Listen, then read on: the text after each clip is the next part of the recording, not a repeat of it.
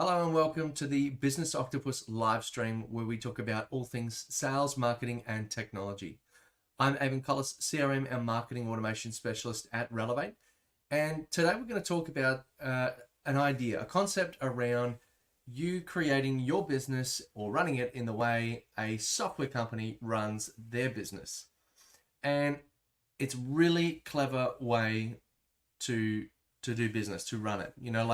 There are so many priorities, there are so many people screaming for different things in your company. It's almost like when you've got a software company where they've got a product and then they've got users, hundreds of users, thousands of users, millions of users, and everybody's screaming out, oh, this doesn't work, that doesn't work. I wish I could do this. I wish I could have that feature.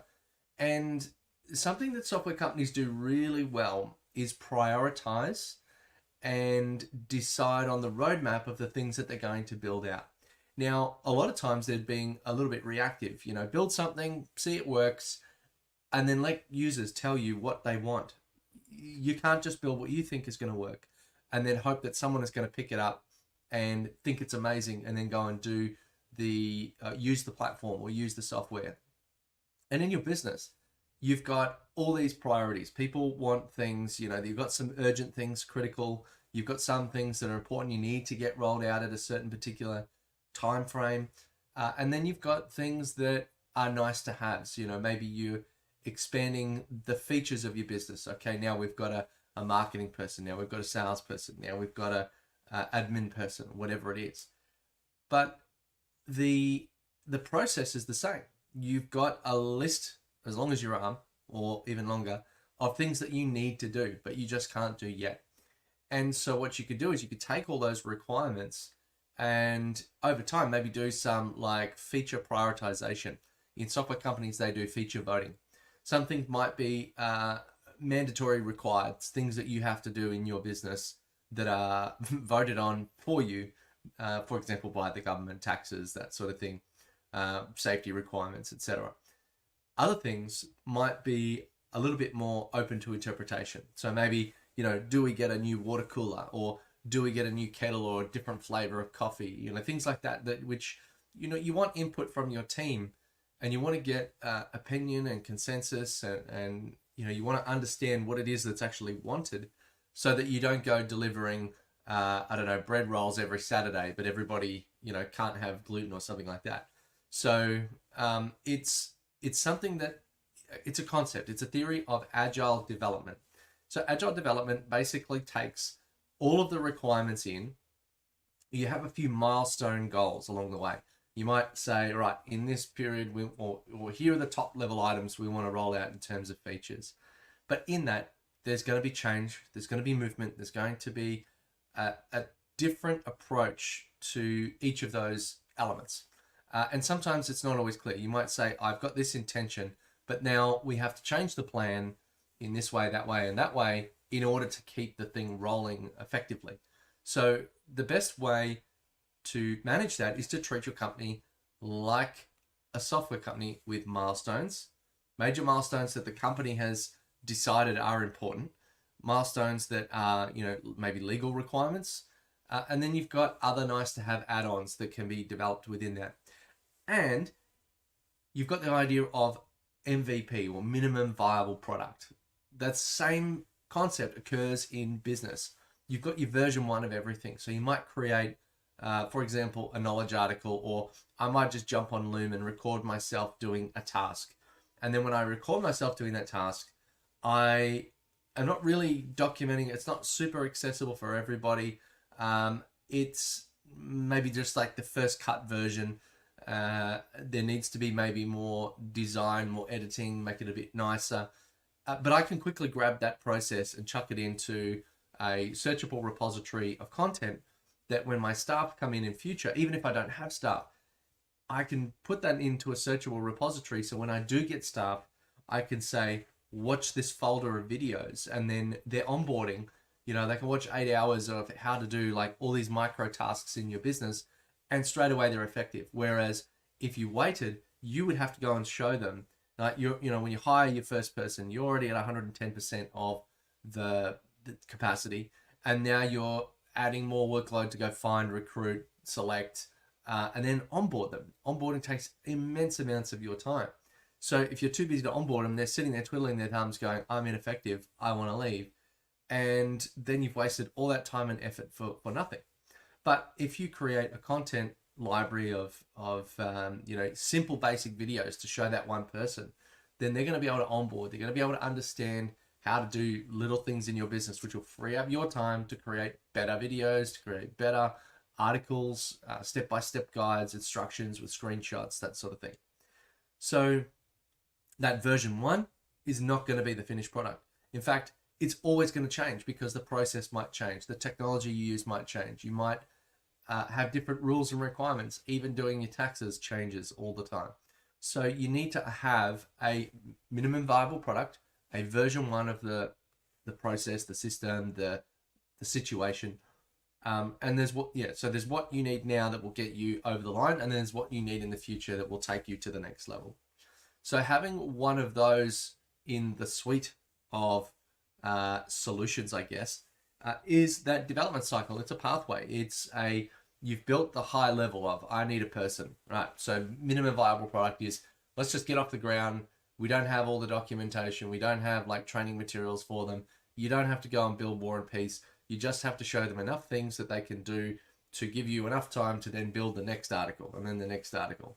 And then, you might hire that person and then decide you've got another problem over here. So you can rejig, reprioritize, and solve that problem, and then move forward and then solve the next problem. So your development board, or your task backlog, if you will, is all of the things in your business that are going to drive you forward, but you always need to modify them. You always need to, maybe you might combine some things. So you might say, right, well, I need to do this thing and this thing, but I can knock it over in one project by combining the two and just doing more of a deeper focus on it. But by having that task backlog or having that idea backlog, then go into in marketing, they call it like a full screen, a product full screen, which is where they go and look at all of the ideas, product ideas, and whether that's a product or a feature, same process. You then select which ones are going to have the most impact, which one are going to be the lowest cost, the easiest to deliver, which ones are critical, and then we select them, a number of them. And maybe there's 5 out of the 200 or whatever that we've made up as ideas of what we're going to achieve. We might select 5 to build because that's achievable. Then of that 5 that we've pre-selected, now we can start to implement them. Now we put it into an in-progress status. And that means that we're going to develop the article or build the website or, all of those bits and pieces, or even break that task down. So break it into, right, we're just going to build the homepage and then we'll worry about the rest later. So then once you've built that and then you've put on your, you've basically rolled out the feature and it is now live, you can go that to like a 4 review phase where you're testing. It's almost like your alpha testing and then beta testing and then rolling out with the finished product. I think anybody who tries to be overly perfect and overly correct is destined for failure.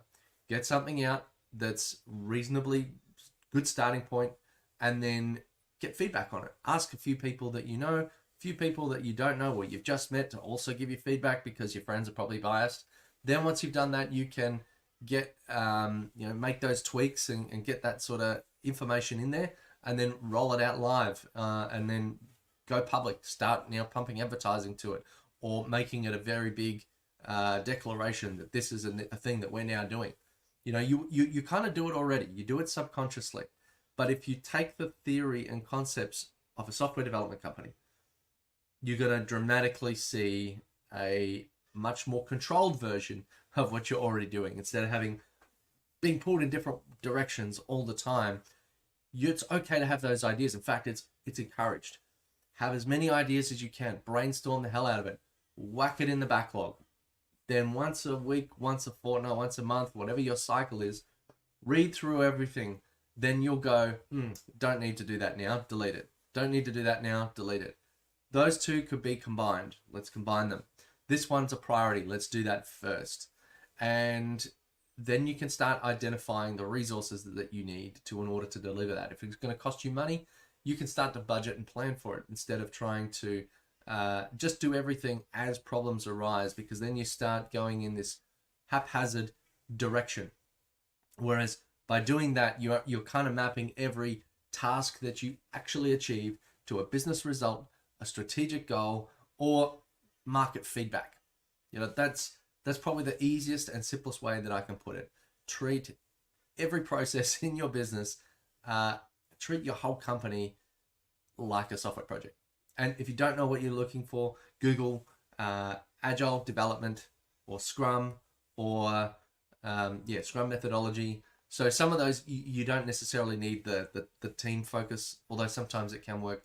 But the idea of having way too many ideas to deliver, getting feedback on what people actually want and what you actually need, boiling that down to a list that you can practically deliver in small bite-sized chunks, and then roll those features out on a regular basis. You're not going to have everything sorted at day one.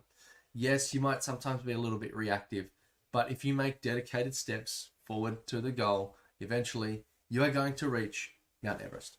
So that is, I guess, my point and tip and guide and idea for the day. If you like these videos, I do them every Friday at 8:30 a.m. Brisbane time. I do, this is called the Business Octopus live stream, and you can join the community at this link down here. You take care.